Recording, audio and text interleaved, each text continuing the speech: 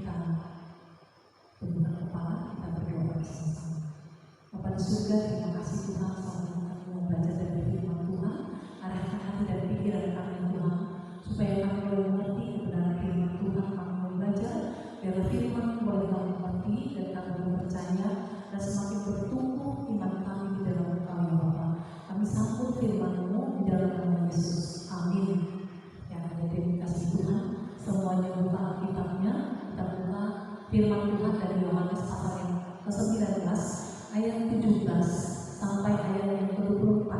Yohanes pasal ke-19 ayat 17 sampai dengan ayat yang ke-24 dengan satu tema, memandang Yesus yang tersalib. Demikian firman Tuhan, kita baca bersama-sama. Sambil memikul salibnya, ia pergi keluar ke tempat yang bernama tempat tengkorak, dalam bahasa Ibrani Golgota. Dan di situ dia disalibkan mereka, dan bersama-sama dengan dia disalibkan juga dua orang lain, sebelah menyebelah, Yesus di tengah-tengah. Dan Pilatus menyuruh memasang juga tulisan di atas kayu salib itu, bunyinya, Yesus orang Nazaret, Raja orang Yahudi. Banyak orang Yahudi yang membaca tulisan itu, sebuah tempat di mana Yesus disalibkan letaknya di tengah kota, dan kata-kata itu tertulis dalam bahasa Ibrani, bahasa Latin, dan bahasa Yunani. Maka kata imam-imam kepala orang Yahudi kepada Pilatus, jangan engkau menulis Raja orang Yahudi, tetapi bahwa ia mengatakan aku adalah Raja orang Yahudi.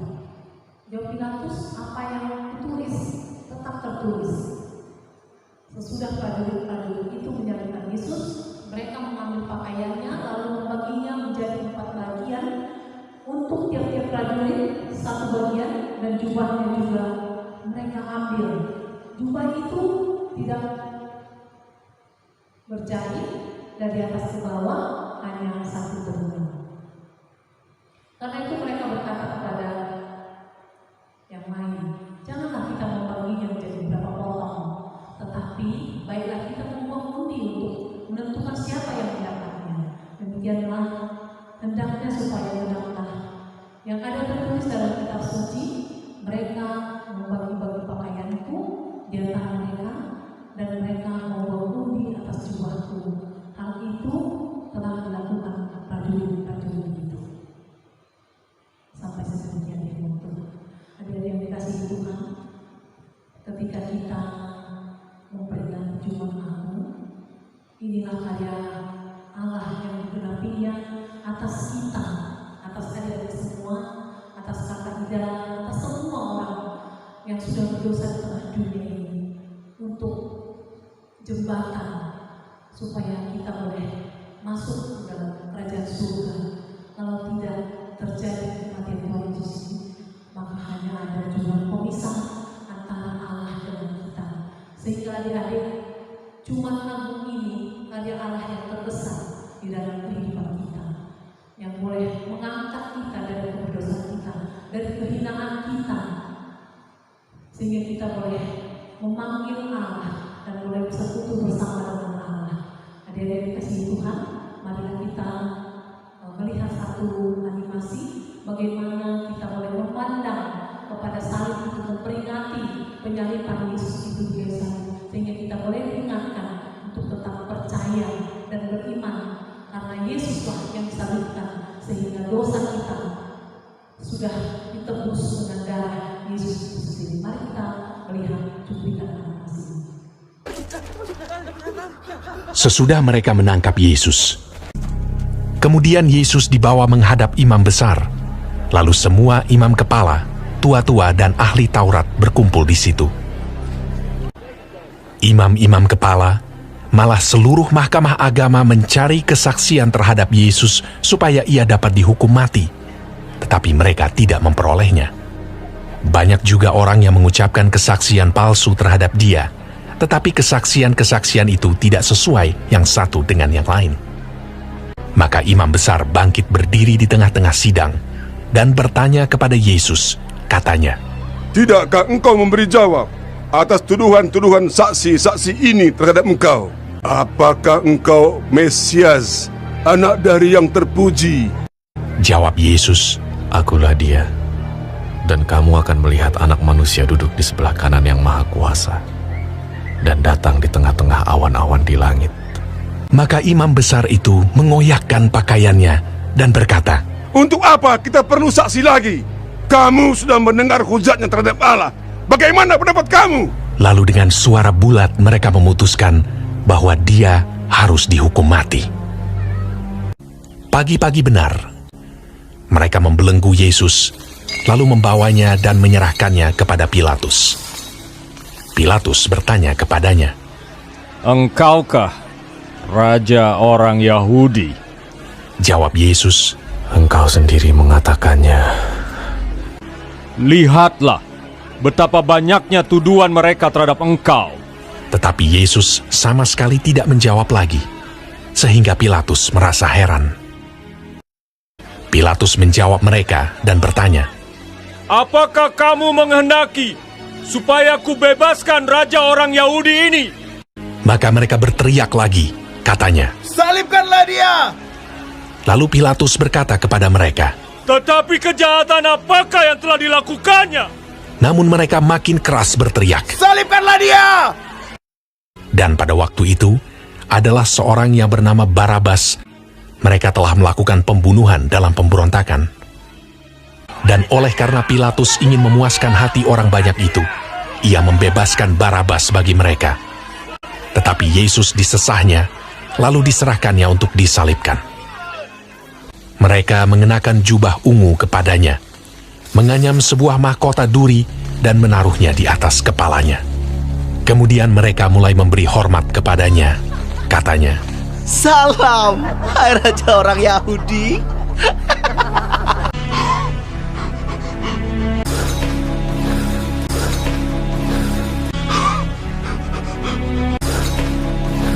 pada waktu itu, lewat seorang yang bernama Simon orang Kirene yang baru datang dari luar kota. Dan orang itu mereka paksa untuk memikul salib Yesus.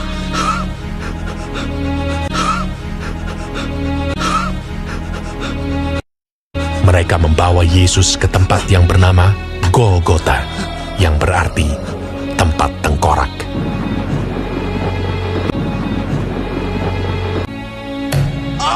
Kemudian mereka menyalibkan dia.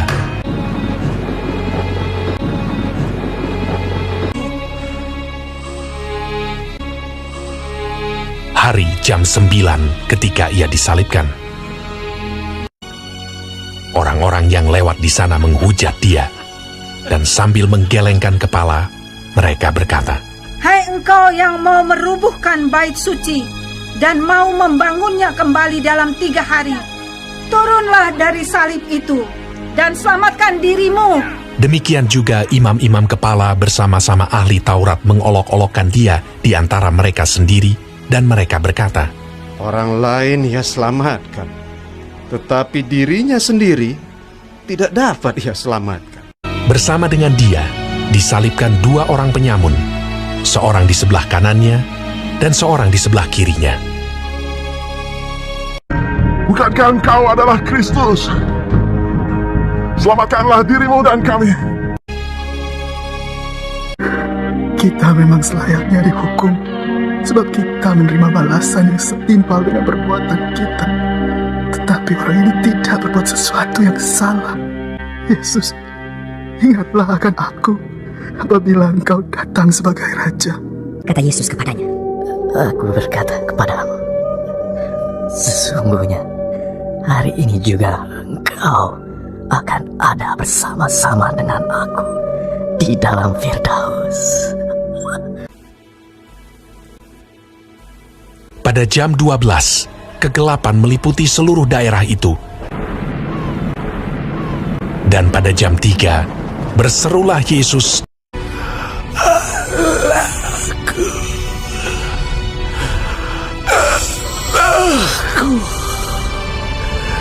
Mengapa kau meninggalkan aku?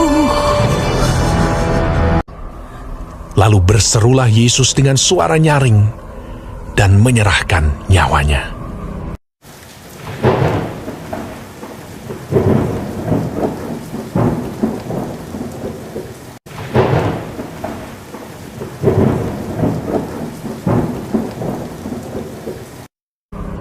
Ketika itu, tabir bait suci terbelah 2 dari atas sampai ke bawah. Waktu kepala pasukan yang berdiri berhadapan dengan dia melihat matinya demikian, berkatalah ia, Sungguh, orang ini adalah anak Allah. Yusuf, orang Arimatea, seorang anggota majelis besar yang terkemuka, memberanikan diri menghadap Pilatus dan meminta mayat Yesus. Lalu ia membaringkan dia di dalam kubur yang digali di dalam bukit batu. Kemudian digulingkannya sebuah batu ke pintu kubur itu. Ya, kita sudah melihat satu video tadi bagaimana Yesus disalibkan dan karyanya luar biasa. Kita layak hina, kita lah sepatutnya yang harus disalibkan karena keberdosan kita. Adik-adik yang dikasihi Tuhan, banyak dosa yang sudah kita lakukan. Mungkin berbohong, menipu orang lain, menyakiti orang lain, mencuri milik orang lain, itu semua menjadi pemisah kita dengan Allah. Tetapi Yesus itu sendiri yang sudah memberikan darahnya, bilur-bilurnya tadi dicampur sampai tercabik itu kulitnya, ototnya itu sampai tercabik, itu menjadi penghapus dosa kita. Kalau kita di sekolah untuk menghapus dosa, menghapus tulisan kita yang salah, kita pakai penghapus ataupun tipeks ataupun kita tutup dengan kertas. Tetapi kesalahan kita itu dihapus dengan darah Yesus. Jadi adik-adik yang dikasihi Tuhan, percayalah darah Yesus itu menghapus semua dosa dan kesalahan. Tetap berdoa, tetap percaya bahwa Yesus yang disalibkan itu menjadi penghapus terhadap semua dosa dan kesalahan kita, dan sudah ditanggung semua, dibayar lunas. Oleh karena dosa kita itu sudah dihapus oleh Yesus kita itu harus kita percaya, dan kita harus bertekun di dalam pengikutan kita kepada Tuhan, di dalam keseharian kita, di dalam pengorbanan kita dalam kehidupan kita. Mungkin ada masa sulit, mungkin ada yang tidak cocok di dalam hati kita, di dalam pikiran kita, ada hal yang menjadi beban kita sehingga membuat kita setia ataupun harus menanggung beban. Tapi mari kita itu serahkan kepada Tuhan supaya Tuhan yang menolong kita dalam tiap-tiap kehidupan kita. Adik-adik yang dikasihi Tuhan, tetaplah bertumbuh di dalam iman percaya bahwasanya engkau sudah ditebus dengan darah yang mahal. Itu harus kau ingat dari sejak kecil. Engkau sudah dibayar dan engkau tidak diperbudak dosa lagi. Karena itu pelihara itu, baik di rumah, baik di sekolah, baik di tempat bermain. Serahkanlah tubuhmu kepada Tuhan untuk Tuhan pakai menjadi alat kemuliaan sampai sedemikian dengan Tuhan. Mari kita kembali berdoa. Bapa, terima kasih untuk peringatan kepada kami yang Engkau sudah bersalib di kayu salib, Bapa. Sebagai ganti kami layak berdosa, kami layak hina. Engkau Yesus yang kudus, Tuhan kami, tapi Engkau sudah disalibkan bagi kami. Engkau sekali tersalib sampai selamanya bagi kami sebagai penebus kami, dan kami sudah Engkau sediakan tempat bagi kami di surga yang kekal. Terima kasih untuk hadiah terbesar yang Tuhan dalam kehidupan kami. Terima kasih, tuntunlah kami ya Bapa di dalam iman percaya kami kepada Tuhan, supaya kami boleh bertumbuh di dalam Engkau. Bapa, terpujilah nama-Mu, di dalam nama Yesus Kristus kami sudah berdoa dan bersyukur. Amin. Saatnya kita untuk mengumpulkan persembahan.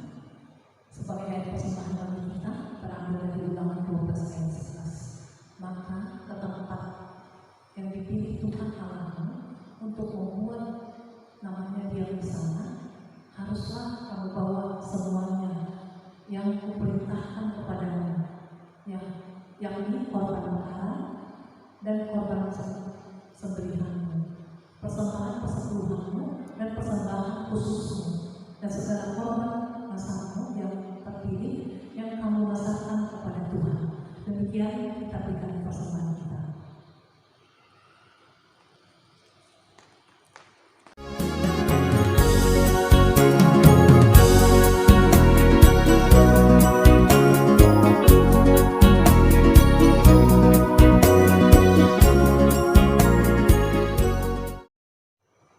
Terima kasih untuk persembahan yang sudah kita kumpulkan. Mari kita doakan persembahan kita. Bapa di surga, terima kasih untuk persembahan yang sudah kami kumpulkan. biarlah Engkau memakai persembahan kami ini untuk pujian bagi nama Tuhan, dan kami boleh memakai ujian ini untuk memperlebar kerajaan-Mu di tengah dunia ini. Terima kasih Bapa, berkati hati dan pikiran kami supaya kami boleh semakin memberi kepada Tuhan. Biarlah Kamu dipermuliakan dan hati kami boleh bersukacita oleh karena Tuhan melayakkan kami untuk memberi persembahan kami. Terima kasih Bapa, di dalam nama Yesus kami sudah berdoa. Adik-adik yang dikasihi Tuhan, marilah kita angkat satu pujian, Yesus kawan yang sejati.